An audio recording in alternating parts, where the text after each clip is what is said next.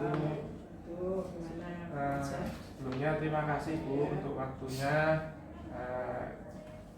Pada kesempatan kali ini saya kebetulan ada tugas Bu dari Pendidikan Guru Penggerak untuk mewawancarai kepala sekolah.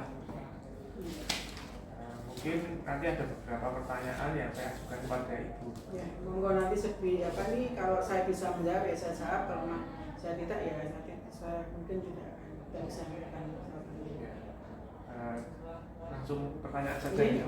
Untuk pertanyaan yang pertama, mungkin selama ini bagaimana Ibu dapat mengidentifikasi kasus-kasus yang merupakan delima etika atau bujukan moral sekolah? Mungkin ini ya, delima etika itu mungkin ini ya, kan saya mungkin ini dulu ya Mas, ini tentang delima etika itu mungkin kalau misalnya ada salah satu contoh misalnya ada siswa, ada siswa itu sering melanggar peraturan misalnya Mas. Di satu sisi itu kan sebenarnya kalau menurut aturan itu adalah salah dan harus mendapatkan konsekuensi dari aturan itu, misalnya tidak dinaikkan iuran. Tapi mungkin dari sisi lain saya masih punya kebijakan atau nilai moral dalam arti nanti mungkin bisa membantu siswa itu biar tidak, maksudnya kan itu ya kasus contohnya seperti itu. Jadi cara mengidentifikasi dulu, yaitu nanti dari itu kan misalnya itu kan biasanya kan saya dari masukan-masukan ya, laporannya itu apakah dari BK atau bisa dari penyesuaian atau wali kelas, ya nanti saya kan mengambil dulu Mas, mengambil permasalahannya apa ya, terus nanti baru permasalahan ini nanti seperti apa saya akan mengambil solusi begitu. Jadi tidak langsung saya tes ini tapi saya berusaha mengidentifikasi itu masuk masalah yang ringan atau sedang atau berat. Seperti itu salah satu caranya Mas. Ya, selanjutnya untuk pertanyaan yang kedua, mungkin selama ini Ibu menjalankan atau mengambil keputusan di sekolah Ibu terutama untuk kasus-kasus ini di mana ada dua kepentingan yang sama-sama benar atau sama-sama mengandung nilai bajikan seperti tadi itu. Oh iya. Berarti saya ambil contoh yang tadi ya. Satu ada contoh karena mereka kasus kan banyak loh. Kalau kasus bisa dari siswa, bisa dari guru, karyawan, masyarakat itu kan pasti itu jadi tiap tahun itu pasti ada kasus yang mungkin sebelumnya tidak saya bayangkan itu akan ada. Contohnya yang siswa aja. Itu kan memang selama ini untuk diri. Nah itu sebenarnya kalau dari nilai sama-samanya sebenarnya sama-sama benar. Yang satu sisi misalnya anak itu kalau menurut peraturan dia itu telah melanggar peraturan, misalnya alfanya lebih dari yang telah ditetapkan sekolah. Nah, dari satu sisi saya melihat anak itu, gitu Mas, backgroundnya itu seperti apa kok anak itu setelah saya dekati, saya ngomong anak itu kok backgroundnya dari orang tua yang broken home, yang ditinggal bapaknya atau bapaknya cerai, KDRT dari ini kan anak itu sebenarnya kan dia sendiri mengalami problema di rumah tangga yang sangat luar biasa, yang dia tidak tahu bagaimana untuk menyelesaikan masalah itu. Kemudian anak-anak itu kan nanti melampiaskan di situ, sekolah orang tak PDW, kadang juga malah di sekolah ya. Dari pertimbangan itu nanti saya pasti akan mempertimbangkan dari kebijakan moral saya. Jadi akan mempertimbangkan agar anak ini tidak misalnya sampai putus sekolah. Tentunya dalam melakukan penyelesaian masalah ada langkah-langkah atau prosedur seperti apa yang biasanya Ibu lakukan? Ya itu biasanya tadi kan pertama kan ada laporan. Kalau itu kok kalau masih kasus ringan biasanya saya minta dari BP itu dulu untuk wali kelas BP untuk saling mereka berdiskusi bagaimana biar anak itu diberikan masukan dan sebagainya, diberikan bimbingan agar tidak melanjutkan lagi pelanggaran. Tapi kalau berat biasanya nanti saya masih harus berdiskusi dengan wali kelas ke BP dan itu bagaimana yang akan kita lakukan untuk ini, dan bisa jadi nanti setelah itu nanti dari BP dan wali kelas juga ada kunjungan visit ya. Visit itu bukan cuma satu kali, kalau bisa masih berkali-kali dan kalau bisa ketemu orang tua. Ya, selanjutnya hal-hal apa saja yang selama ini Ibu anggap efektif dalam pengambilan keputusan pada kasus-kasus delik etika? Ya, kalau itu yang secara efektif ya dengan musyawarah. Tetap karena saya tidak mungkin akan menyelesaikan masalah ini sendiri dengan tetap misalnya ini seperti ini langsung saya putuskan karena nanti kan dampaknya akan banyak gitu. Dampaknya mungkin kayak konflik saya dengan guru-guru mungkin akan jadi berkepanjangan gitu kalau saya mungkin memutuskan tanpa ada pertimbangan dari guru-guru dan juga yang di situ masuk PP dan sebagainya. Selanjutnya hal-hal apa saja yang selama ini merupakan tantangan dalam pengambilan keputusan pada kasus D5 etika? Ya, tantangannya jelas karena memang yang namanya guru itu beda-beda ya. Ada yang kurangnya saklek, idealis, kalau melanggar ini ya harus seperti ini.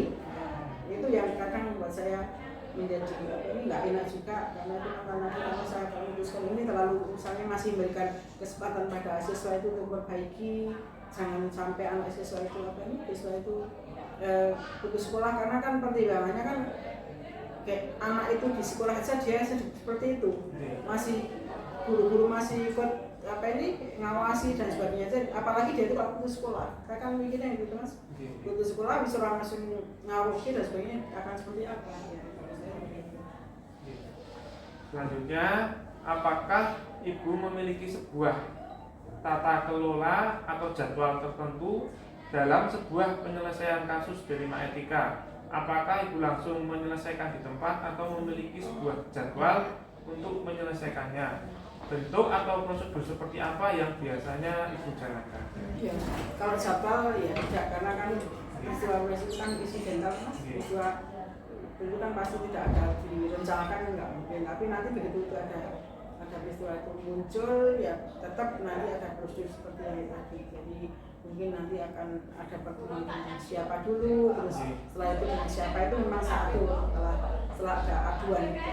Ya, tapi kalau jadwal sebelumnya saya rancang nggak, tetap setelah ada peristiwa dan kita bagaimana penanganannya itu nanti kita atur jadwalnya. Jadi mungkin lebih ke komunikasi. Iya, komunikasi. Selanjutnya, adakah seseorang atau faktor apa yang selama ini mempermudah atau membantu Ibu dalam pengambilan keputusan dalam kasus-kasus D5 etika? Ya. Yang jelas kalau di lingkungan sekolah itu guru-guru senior itu sangat membantu saya, dan juga nanti teman-teman yang memang dia sudah pengalaman lebih lama. Guru BP juga termasuk, guru BP wali kelas biasanya kan mereka ikut mempertimbangkan, karena mereka mungkin jadi tahu kondisi siswa, jadi itu sangat bermanfaat sekali buat saya untuk mempertimbangkan suatu kasus.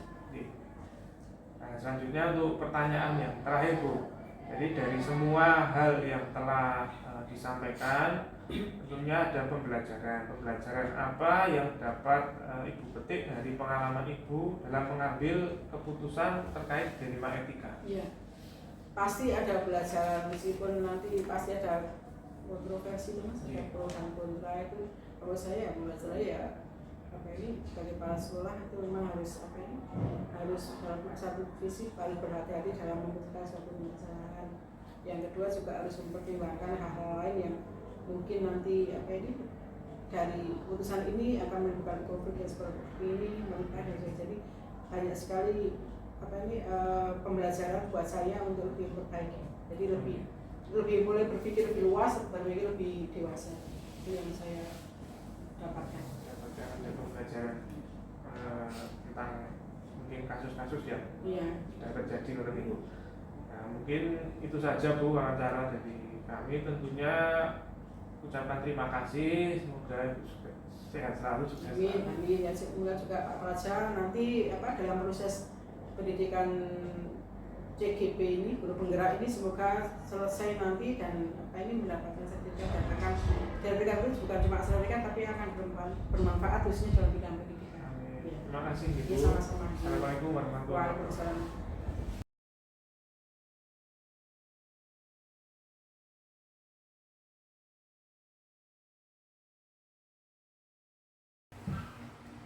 Assalamualaikum warahmatullahi wabarakatuh. Waalaikumsalam warahmatullahi wabarakatuh, Pak Fajar. Sebelumnya terima kasih untuk waktunya ya Bu, sudah berkenan untuk diwawancarai kami terkait tugas kami, yaitu untuk mewawancarai kepala sekolah dari pendidikan guru penggerak seperti itu Bu.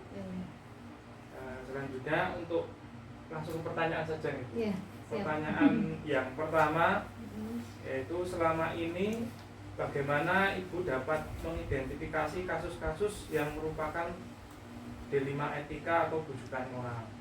Gitu. Terima kasih Pak Fajar. Jadi selama ini cara kami mengidentifikasi apakah kasus itu merupakan D5 etika atau bukan, itu dilihat dari kebijakan yang sedang diterapkan oleh Dinas Pendidikan Provinsi terutama ya, terkait dengan berbagai kebijakan ini, apakah itu melanggar dari kebijakan tersebut atau tidak. Terus yang kedua yaitu selama ini bagaimana Ibu menjalankan atau mengambil keputusan di sekolah Ibu, terutama untuk kasus-kasus di mana ada dua kepentingan yang sama-sama benar atau sama-sama mengandung nilai kebajikan. Ya. Jadi ketika kami mengambil keputusan di mana di situ ada kasus-kasus yang sama-sama benar dan sama-sama mengandung nilai kebajikan, itu pertama, keputusan itu tidak saya putuskan sendiri sebagai kepala sekolah. Saya punya tim untuk bagian tertentu, misalnya ini berkaitan dengan kesesuaian, kami kumpulkan tim kesesuaian dan bahkan sampai SCP 2K yang istilah lainnya 6K gitu ya. Kalau di tempat kami namanya SCP 2K. Bahkan kami libatkan juga ke wali kelasnya, sehingga tidak saya sendiri, keputusan itu tidak saya putuskan berdasarkan analisis saya sendiri. Ya. Selanjutnya langkah-langkah atau prosedur seperti apa ya Bu yang biasanya dilakukan di sekolah itu? Ya.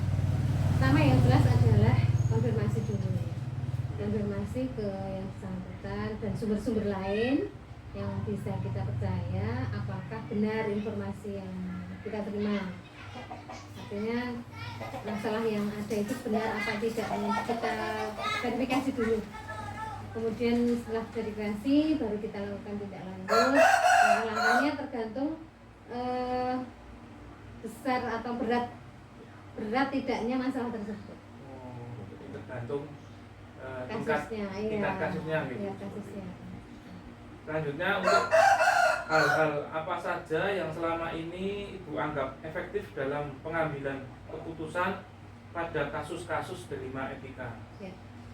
Yang paling efektif menurut saya, yang pertama jelas kalau ini berkaitan dengan siswa, saya pertama kali memanggil orang tua, dan panggilan itu tidak hanya sekali, 2 kali.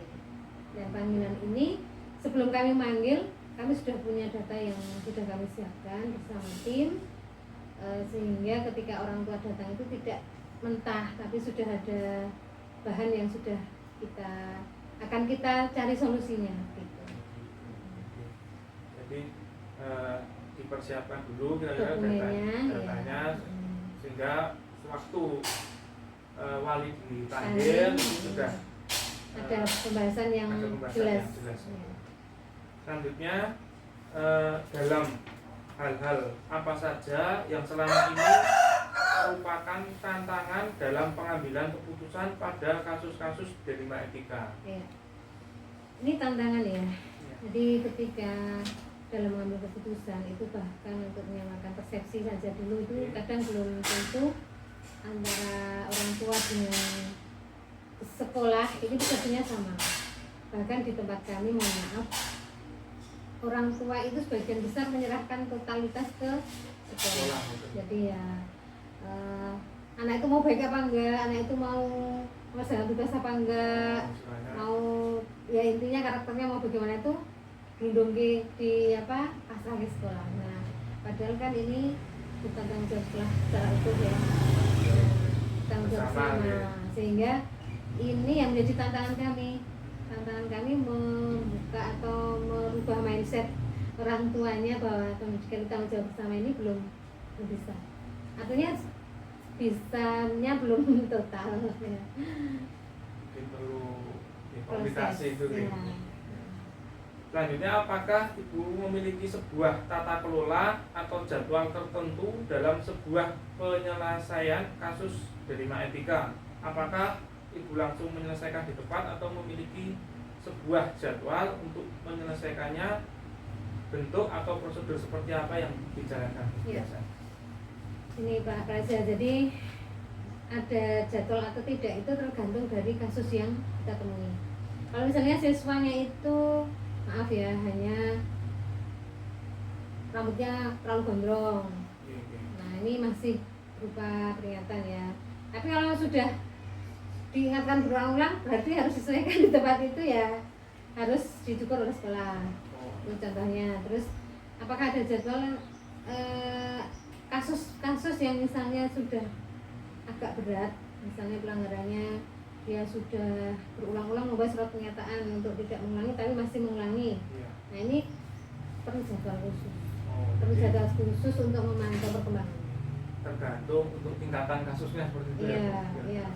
Jadi kalau sudah banyak pelanggaran, ini evaluasinya harus lebih banyak. Evaluasi ke semua, ke wali kelas, bagaimana melakukan treatment, sudah seberapa jauh, ini kan perlu jadwal. Tapi kalau pelanggarannya masih kecil-kecil ya, misalnya telat 1 kali misalnya, ini kan masih edukasi. Nah, jadi harus di tempat itu diberikan edukasi, tidak perlu jadwal. Selanjutnya, adakah seseorang atau faktor-faktor apa yang selama ini mempermudah Ibu dalam pengambilan keputusan dalam kasus-kasus delima etika? Ya, ada jelas. Jadi yang paling berperan itu adalah, kalau untuk persoalan di kesuaan itu yang paling berperan itu adalah tim kesesuaian, karena di tim kesesuaian ini nanti akan bekerja sama dengan wali kelas, bekerja sama dengan BK, bekerja sama dengan SMP 2. Jadi ketika kita sudah solid di timnya, kesesuaian sudah solid, ini akan sangat membantu ketika kita mengambil keputusan. Karena timnya ini kan nanti punya peran sendiri-sendiri ya. Ketika perannya sudah dilaksanakan dengan sempurna, dengan baik, ini akan membantu ketika kita menyelesaikan masalah. Jadi misalnya untuk wali kelas, perannya kan mengumpulkan dokumen-dokumen pemanggilan, dokumen-dokumen surat pernyataan dan sebagainya. BK punya peran pembimbingan, dia juga punya dokumennya. Terus SMP 2K dia punya dokumen tindakan. Nah, tindakannya bisa ya diberi edukasi, diberi pemahaman gitu. Jadi ada faktor-faktor tertentu gitu. Jadi memang faktornya saling berkaitan. Iya, betul. Selanjutnya untuk pertanyaan yang terakhir Bu, dari semua hal yang telah Ibu sampaikan, pembelajaran apa yang dapat Ibu petik dari pengalaman Ibu dalam pengambilan keputusan yang tepat delima etika? Baik Pak Raja, yang pertama kita harus paham dulu tentang kebijakan dari pemerintah, itu menjadi dasar. Karena ketika kita mau melakukan tindakan kan harus ada dasar hukumnya ya. Itu yang pertama. Sebuah lembaga harus memahami kebijakan yang sedang berlaku itu bagaimana. Misalnya kurikulum merdeka ya. Kurikulum merdeka itu kalau terhadap siswa kan menghambat siswa ya.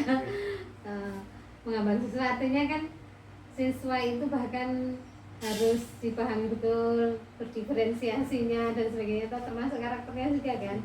Nah ini yang pertama itu, jadi harus paham dulu kebijakan yang sedang disampaikan oleh dinas pendidikan itu seperti apa di eranya kita. Terus yang kedua, perlunya komunikasi antara orang tua, kemudian sekolah tentunya sudah punya tim sendiri ya. Jadi sekolah pun tidak hanya berbasis sekolah-sekolah saja, tapi harus ada musyawarah di tim. Oke. Gitu. Ya, mungkin itu saja pun Ya. sudah cukup. Kami tentu mengucapkan terima kasih banyak Bu, semoga sehat selalu, sukses Amin. selalu. Ya, terima kasih Pak Raja, sehat dan sukses untuk segala cita-citanya. Saya akhiri, Assalamualaikum warahmatullahi wabarakatuh. Waalaikumsalam.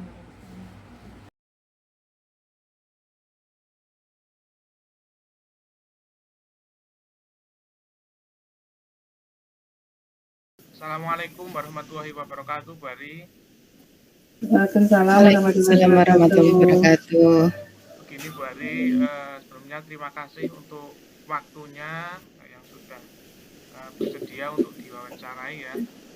Saya dari ini Bu, ada tugas dari pendidikan guru penggerak, yaitu untuk mewawancarai kepala sekolah terkait dengan kasus-kasus delima etika seperti itu Bu. Iya. Ya, ini untuk pertanyaan yang pertama begini Bu. Jadi selama ini mungkin Ibu ada beberapa kasus-kasus ya, mungkin yang dapat diidentifikasi merupakan kasus delima etika atau bujukan moral. Seperti itu ya Bu, berarti ya Bu? Iya, betul. Selama ini bagaimana Ibu menjalankan pengambilan keputusan di sekolah, terutama untuk kasus-kasus di mana ada dua kepentingan yang sama-sama benar atau sama-sama mengandung nilai kebajikan? Oke, sudah Pak Praja saya jawab? Ya, silakan Bu. Ya, ketika saya sebagai kepala sekolah kemudian dihadapkan dengan beberapa kasus yang berkaitan dengan dilema etika dan bujukan moral, saya menerapkan beberapa prinsip, tetapi pada intinya adalah dari pengambilan keputusan tersebut basisnya adalah untuk kepentingan peserta didik. Jadi tujuan apapun saya sebagai kepala sekolah ketika memutuskan suatu permasalahan atau suatu regulasi itu adalah muaranya untuk kepentingan peserta didik kita, seperti itu. Jadi mengambil keputusannya menyesuaikan kepentingan peserta didik atau berpihak kepada siswa seperti itu ya Bu? Iya, betul sekali. Selanjutnya untuk langkah-langkah atau prosedur itu seperti apa Bu yang dilakukan selama ini kalau Bu Ari? Prosedur yang saya lakukan yang pertama adalah identifikasi permasalahan terlebih dahulu. Jadi kemudian setelah diidentifikasi, kemudian kita kita rapatkan, kemudian kita ikutkan tim yang terlibat berkaitan dengan nanti keputusan itu harus kita ambil seperti itu. Jadi ketika saya sebagai kepala sekolah, ketika mau mengambil keputusan pun saya harus mengakomodir dari tim atau dari suara-suara atau masukan dari yang jelas adalah peserta didik, kemudian tim, karena nanti tujuannya muaranya akan memberikan pelayanan pendidikan yang terbaik untuk peserta didik. Jadi untuk solusi yang terbaik dalam permasalahan tetap dilakukan dengan diskusi bersama seperti itu ya Bu? Betul. Selanjutnya hal-hal apa saja yang selama ini dianggap efektif dalam pengambilan keputusan pada kasus-kasus delima etika itu? Hal-hal yang paling urgent adalah tetap kita kembali membersamai tim kita seperti itu. Kemudian ketika kita mau berdiskusi di dalam tim, kita juga harus berpikir berkaitan dengan permasalahan tersebut itu nanti dampaknya jangka pendek, kemudian jangka panjang seperti apa, itu harus benar-benar kita pikirkan secara cermat. Kemudian berkaitan dengan konflik kepentingan, jadi jangan sampai bahwa kebijakan itu memihak salah satu pihak atau kelompok tertentu dan sebagainya. Pokoknya muaranya adalah keberpihakan kepada peserta didik kita. Ya, terima kasih Bu. Untuk pertanyaan selanjutnya, hal-hal apa saja yang selama ini merupakan tantangan dalam pengambilan keputusan pada kasus-kasus dilema etika? Jadi untuk tantangan yang saya hadapi ketika ada keputusan dilema etika itu sangat-sangat beragam, terutama adalah konflik kepentingan di sini yang luar biasa. Tetapi saya sebagai kepala sekolah tetap pada muaranya ketika ada konflik kepentingan di dalamnya itu harus kemudian bisa memutuskan di situ dengan tidak condong kepada pihak manapun. Contohnya adalah bahwa orientasinya kepada peserta didik. Contoh kasus yang pernah saya alami adalah ketika sekolah saya mendapatkan bantuan SMK Pusat Keunggulan pertama kali. Di situ karena sebelumnya sekolah belum pernah mendapatkan bantuan segitu banyak, kemudian masing-masing lini, terutama adalah di jurusan dan juga sarana dan prasarana, itu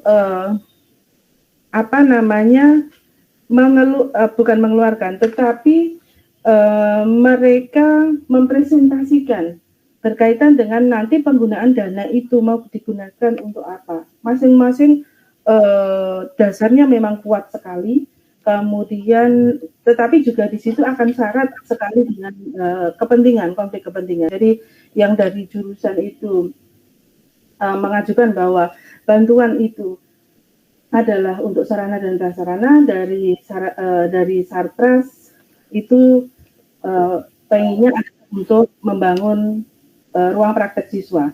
Dan di situ ketika saya berikan jalan tengah pun 50-50 itu tetap tidak mencapai titik temu.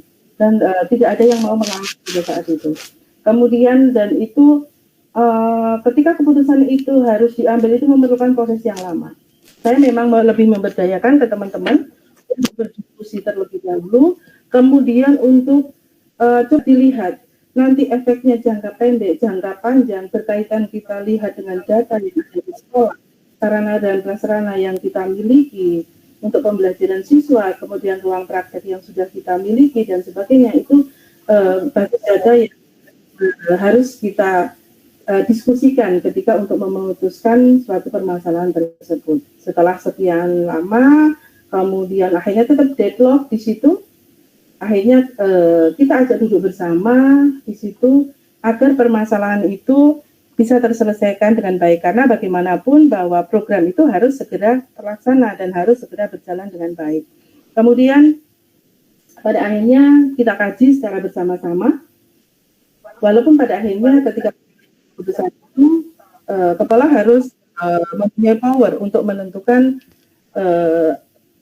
regulasi atau keputusan yang harus ditentukan karena memang sudah deadlock di situ. Kemudian pada akhirnya setelah melalui data-data yang disampaikan dari masing-masing lini, akhirnya dicapai kesepakatan yang pertama adalah memang untuk meningkatkan kualitas pembelajaran siswa. Di situ pada akhirnya kita sepakati mengambil di bidang peralatan. Jadi peralatan untuk pembelajaran siswa kita penuhi terlebih dahulu, kemudian untuk pembangunan mudah-mudahan di PK tahap selanjutnya, dan alhamdulillah di situ teman-teman bisa menerima. Yang terpenting adalah ketika teman-teman diajak berdiskusi untuk memutuskan sebuah permasalahan, prosesnya kita bersama itu, walaupun memang sebenarnya pahit, kemudian membutuhkan proses yang lama, kemudian masing-masing ada konflik kepentingan dan sebagainya, tetapi pada akhirnya endingnya adalah memberikan yang terbaik untuk peserta didik kita. Jadi dapat tadi disimpulkan untuk tahapannya yaitu melalui proses diskusi seperti itu ya Bu, komunikasi dengan berbagai macam lini sehingga tercapai keputusan, yaitu untuk keputusan yang berpihak kepada siswa seperti itu ya Bu. Ya betul. Selanjutnya, apakah Ibu dan tata kelola atau jadwal tertentu dalam sebuah penyelesaian kasus dilema etika, apakah Ibu langsung menyelesaikan di tempat atau memiliki sebuah jadwal untuk menyelesaikannya, bentuk atau prosedur seperti apa yang dijalankan?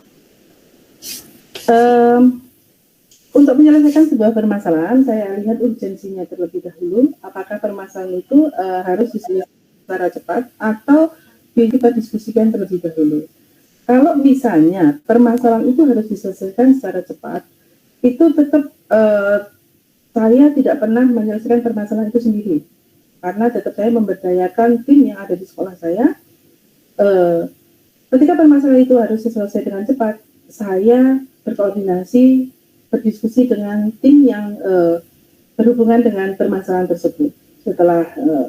Setelah kita diskusi dan sebagainya, setelah itu saya ambil keputusan. Karena agar jangan nanti keputusan yang saya ambil itu nanti keliru dan menimbulkan permasalahan di selanjutnya seperti itu.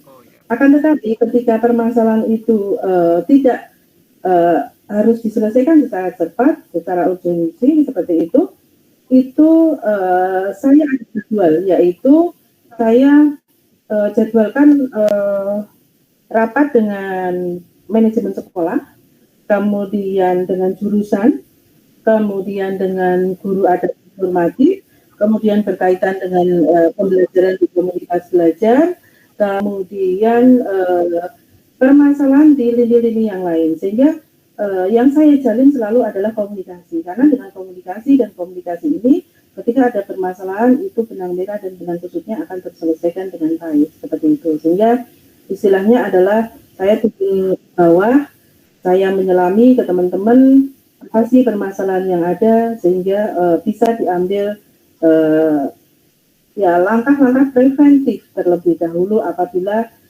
sudah ada indikasi permasalahan-permasalahan yang terjadi. Karena memang dalam sebuah satuan pendidikan, dalam sebuah institusi itu ada banyak hal yang kompleks sekali yang harus kita selesaikan permasalahan-permasalahan itu secara bijak dan berorientasi pada peserta didik. Lalu untuk selanjutnya, untuk faktor-faktor yang selama ini mempermudah atau membantu Ibu dalam pengambilan keputusan dalam kasus-kasus dilema etika seperti apa, Bu? Yang mempermudah adalah yang pertama adalah regulasi atau aturan itu harus kita tegakkan, betul. Jadi kalau sudah berkaitan dengan regulasi, aturan, mau tidak mau, suka tidak suka kita harus mematuhinya. Dan saya sebagai kepala sekolah harus tegas juga ketika sudah sesuai aturan seperti itu. Kemudian yang lainnya adalah support dan dukungan dari rekan-rekan yang ada di sekolah, dari tim manajemen, dari semua lini berkaitan dengan apabila terjadi permasalahan seperti itu. Ketika saya sebagai seorang kepala sekolah, sebagai pemimpin satuan pendidikan, yang saya kedepankan adalah soft leadership. Jadi soft leadership ini untuk membersamai teman-teman terlebih dahulu, kemudian strong leadership ini saya gunakan kalau dalam hal keadaan terpaksa. Terpaksanya di sini adalah ketika memang regulasi sudah ditabrak, kemudian ketika ada sesuatu hal yang kemudian bertentangan dengan peserta didik dengan regulasi yang ada seperti itu. Selanjutnya untuk pertanyaan yang terakhir, Bu. Jadi dari semua hal yang telah Ibu sampaikan, pembelajaran apa yang dapat Ibu petik dari pengalaman Ibu mengambil keputusan dalam dilema etika? Pembelajaran yang saya petik di sini adalah ketika berada sebagai seorang pemimpin di satuan pendidikan, yang pertama adalah komunikasi, kemudian kolaborasi kepada semuanya, kemudian kita memberdayakan semuanya, potensi yang ada di sekolah, baik guru, karyawan, siswa, bahkan istilahnya adalah penjaga sekolah atau petugas kebersihan pun itu adalah sumber daya kita seperti itu. Jadi kita ajak semuanya berkomunikasi, berkolaborasi untuk memajukan satuan pendidikan kita untuk memberikan pelayanan yang terbaik kepada peserta didik dan juga masyarakat yang ada di sekitar kita seperti itu. Ya, terima kasih untuk waktunya ya, Bu. Semoga Ibu sehat selalu, sukses selalu. Amin. Ya, sukses juga untuk Pak Praja.